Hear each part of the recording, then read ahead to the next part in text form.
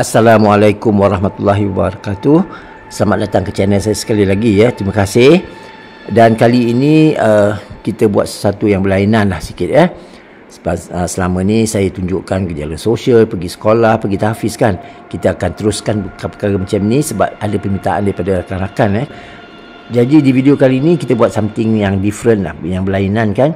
Jadi ini dia ini sebenarnya adalah pengalaman saya bertemu dengan benda-benda misteri ni sejak saya kecil hingga saya dewasa tau ya. Jadi saya tak tahulah macam mana sebab saya kurang sangat dengan benda-benda tahayul ke, benda-benda yang katakan misteri ke. Kata orang budak-budak sekarang tak ambil pot lah kan, tapi benda ni benar-benar berlaku pada terhadap diri saya lah, benar-benar berlaku pada saya sejak saya umur 5-6 tahun macam itulah, hingga saya dah boleh bawa kereta dah, masih berlaku lagi dalam erti kata perkara-perkara misteri yang berlainan lah ya, yang pernah saya jumpa dan pernah saya lihat. Jadi saya rasa kalaulah sekiranya tuan-tuan, puan-puan semua, anda semua kan rasanya ingin mengetahui, berkongsi dengan saya lah cerita-cerita macam ni ya, berselang-seli dengan apa yang saya buat, maka boleh komen lah ya, boleh komen. InsyaAllah kalau ada request, ada permintaan untuk kita selang-selikan, maka saya akan buat lah ya. Ada lebih daripada 20 peristiwa dan pernah ya, masa beberapa tahun yang lepas saya pernah menulis ya.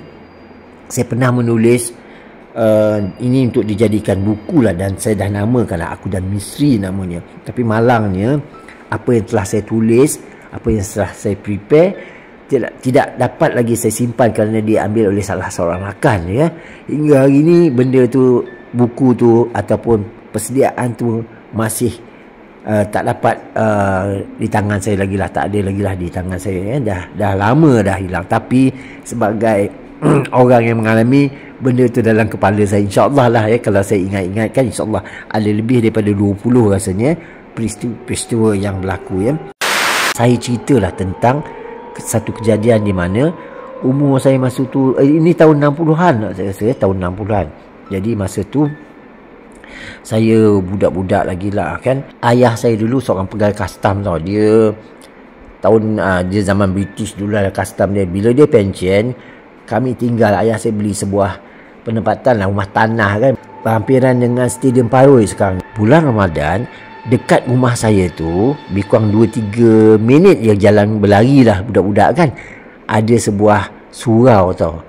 Bukan macam dalam gambar yang tuan-tuan tengok ni kan, masjid ni, bukan. Dia hanya sebuah surau. Depan tu ada sekolah pun sekolah panjang, ada bangunan dia daripada kayu dan ada padang tau. Jadi kami budak-budak masa bulan puasa solat tarawih, orang lain pergi solat, kami pergi main kat padang. Budak-budak tau. Kalau ayah saya tahu masa tu, saya takut juga, seram juga. Ayah saya ni garang kan, garang pada dia pandang je kita tahulah dia dah tak suka kan. Tapi malam tu sebab dia kawan-kawan, saya pun pergi main dengan kawan-kawan. Kami berempat malam tu. Tiba-tiba saya rasa sangat dahaga tau, nak minum air. Saya cakap dengan kawan, kau tunggu ya, aku nak balik sekejap minum air. Saya larilah melalui rumah-rumah kampung semua tu. Masa tu pokok-pokok kini kan, taklah gelap sangat sebab bulan terang kan, bulan penuh lah, full moon kan. Lepas tu sampai kat rumah, terus masuk kat rumah. Mak saya terperanjat, kenapa saya terus buka fridge. Masa tu, zaman tu, fridge bukan macam sekarang tau. Fridge sekarang ni cantik-cantik, slim-slim semua. Zaman tu fridge semua bengkak-bengkak, semua gemuk-gemuk tau fridge tu. Terus ambil air sejuk dalam tu, botol, terus gogok je macam tu, minum, basah-basah baju.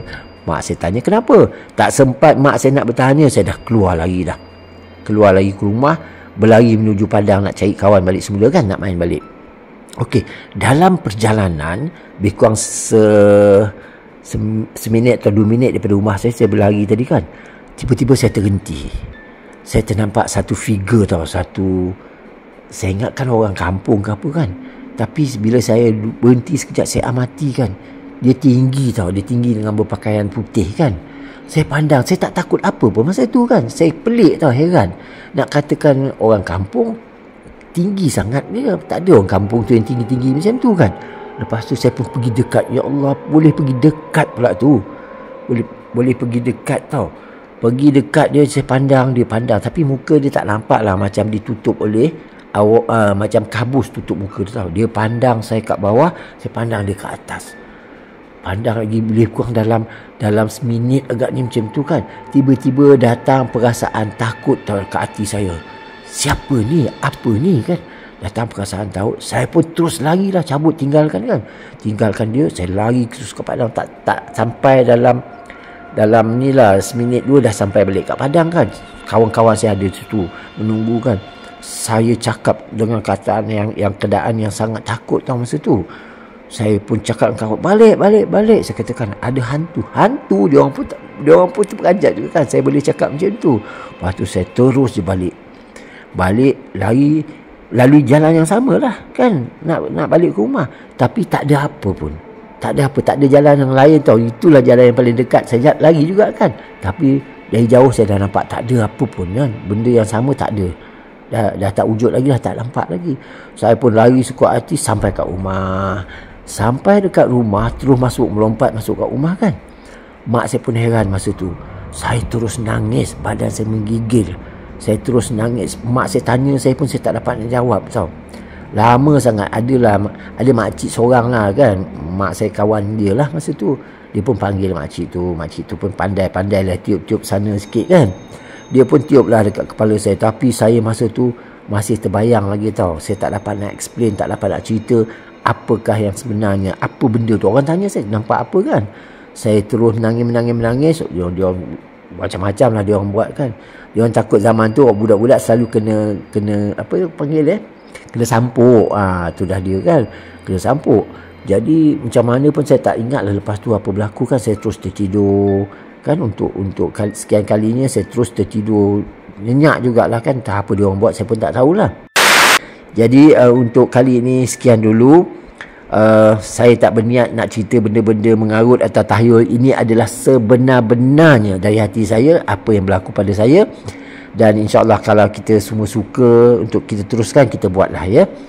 Dan saya harap kita akan dapat berjumpa lagi di dalam waktu. Saya akan selang-selikan video saya, gejala sosial saya. Saya akan beritahu macam mana pertemuan saya dengan Mat Rempit, macam mana Mat Rempit buat pengakuan dengan saya, budak-budak yang buang bayi buat pengakuan dengan saya. Semua ada untuk kita kongsi bersama ya. Jadikan iktibar untuk anak-anak kita.